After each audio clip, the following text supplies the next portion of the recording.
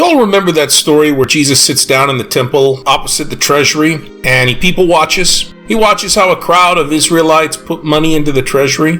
Many greedy people putting in large sums. Then along comes this poor widow. All she has are these 2 little tiny coins worth almost nothing. And she gives up everything she has. And Jesus, he calls his disciples over and he says to them, "Amen, I say to you, this poor widow put in more than all other contributors to the treasury. For they have all contributed from their surplus wealth, but she from her poverty has contributed all she had, her whole livelihood." Question: was Jesus praising this widow? Folks, don't read this story like an American would. Reading the Bible is cross-cultural communication. So don't be an ugly American tourist disrespectfully reading our Middle Eastern Bible. You cannot get what the Bible means until you realize what the Bible meant. And to do that, you have to take off your Western glasses. Jesus was a peasant serving other peasants. So it's important to read this story from the peasant perspective. Folks, peasants scratch out survival. They see all the goods of the universe as being limited, material goods and spiritual goods. So read this story from their perspective of the limited good. Not like Americans who think that the universe will always give you more, there's always more to come.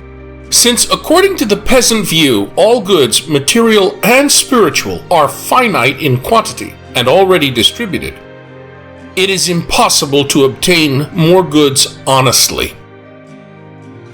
At the same time, people have to safeguard what they have, because if you lose it and you cannot find it, well, there is no more where this came from. The word for widow in Hebrew carries the meaning of one who is silent, unable to speak. In the fiercely gender-divided Mediterranean world, men interact in the public sphere, but women stay secluded along with the children deep within the home, where they manage household affairs. Men play the public role, they speak in public. Women do not speak on their own behalf. By definition, a biblical widow, a Mediterranean, an ancient Israelite widow, has already lost one significant male in her life, her husband. Every Mediterranean woman is always under the care of one of 4 men: her father, her brother, her husband, and her son. If the widow's father is dead, that leaves only the possibility of a son. If the widow in this story still has an unmarried eldest son, who is going to publicly arrange the marriage? If she has no son at all, she might have to return to her family of origin, if that's still an option. Among the early followers of Jesus, widows were a major concern. Younger ones were urged to remarry, their marriages being arranged by the Jesus groups, which were like fictive families. Because widows were not included in Israelite inheritance laws, they were deeply concerned with how to live day by day. Whatever resources this widow might have had would have been very meager. Her cultural obligation, just like everyone else's in this society, was to maintain her honor status, little though it was, and not do anything to jeopardize it or lessen it. Well, as a widow, she has already lost a notch in honor status.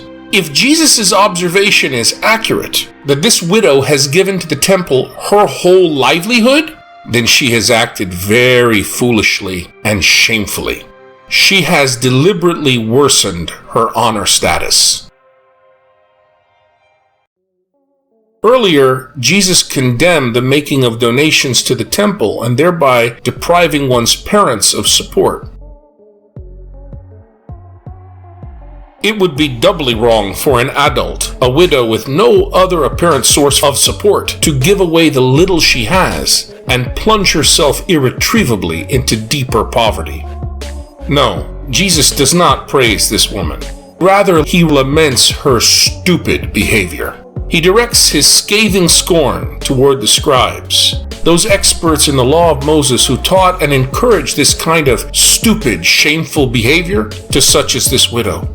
Jesus criticizes the scribes for their ostentatious and very expensive robes. They're grasping for honor, being greeted in the marketplace, and their active participation in places of honor at banquets. Think about it. For an ancient Mediterranean person to attend a banquet meant that he would have to invite the host to a banquet in return. All these criticisms of Jesus involve access to wealth. Where did the scribes get such wealth, such resources? The temple tribute that was collected from all the Israelites.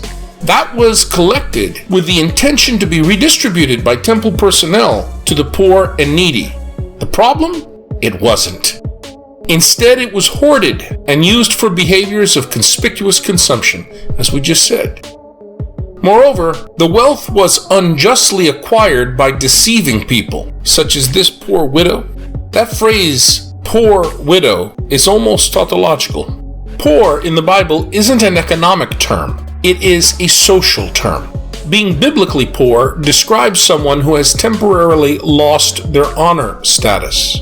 A widow, in the Bible, has lost her honor status as a married person embedded in a husband and his family. With devoted obedience, she has listened to the misleading teachings of the scribes who, Jesus says, devour the houses of widows.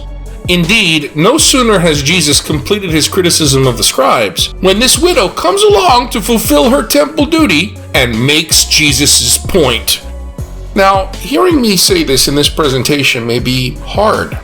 After all, so many churches misuse this darling gospel passage for their fundraising campaigns and drives.